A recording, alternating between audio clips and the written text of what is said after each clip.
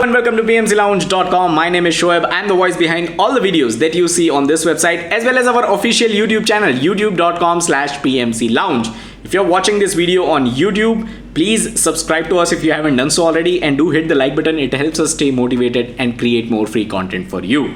Now, I received a question the other day on email, and I thought instead of responding to this email, in addition to responding to this email, I should also create a video on it, because this is going to help multiple people out. Now, the question was on the email was about how to ensure that multiple certifications remain active. So this person holds both PMP and PMI ACP. And the question, to be specific, the question was, do I need to report 90 PDUs every 3 years in order to keep these two certifications valid and active? Now, just to add a bit of a context here, let's say you hold the PMP certification. That's the only PMI certification that you hold.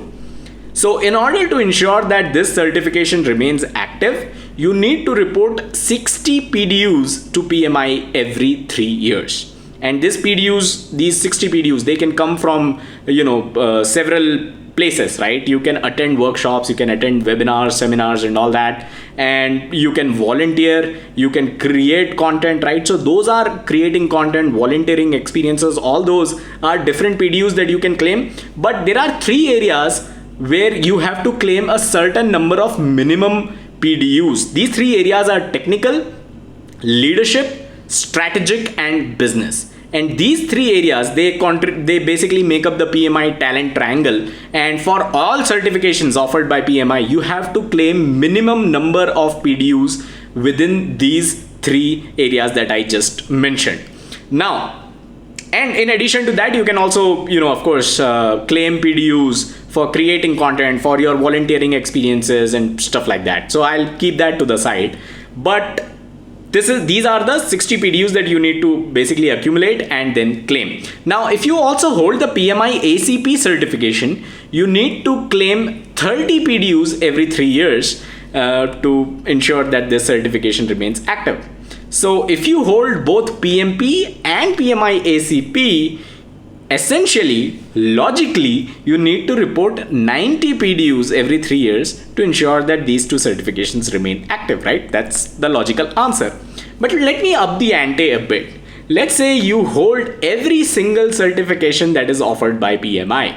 You have PMP, PMI ACP, PGMP, PFMP, RMP, the risk management professional certification provided by PMI. You hold, and there are a whole lot of other certifications as well. And I'll share a link in the description below, the first link that is going to give you a list of all the certifications that PMI provides. And it also contains a bit of guidance of which certification should you go after.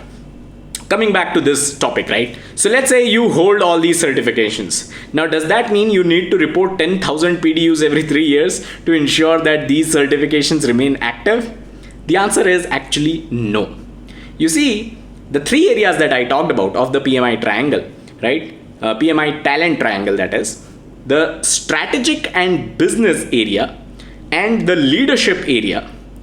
These two, the PDUs earned under these 2 areas can actually be applied to all the certifications that you hold. So let's say you attended a 1-day workshop, a 6-hour workshop that talked about, strategic and business areas, right?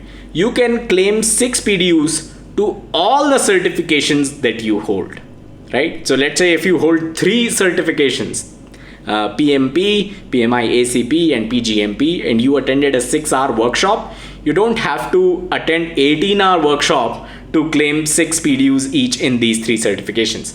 For that 6 hours, you can claim 6 hours for each of these 3 certifications, right? Similarly, technical PDUs, the technical part of the PMI talent triangle, this can also be applied to multiple certifications.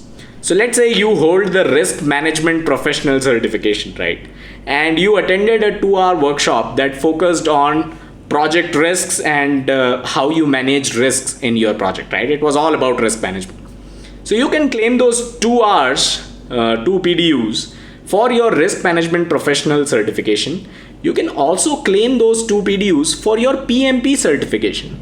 In fact, all PDUs can be applied to the PMP certification as well. So PMP within the CCRS system, PMP is basically treated as this umbrella certification, right? All these different certifications come under the umbrella of PMP. So all PDUs can be claimed to PMP, as well as, wherever, whatever the topic of that workshop, or wherever you are claiming that PDU for was around, right? So if it was around agile, let's say you attended a 6-hour workshop on agile, you can claim 6 PDUs for your PMI ACP certification, and you can also claim those 6 PDUs for PMP certification.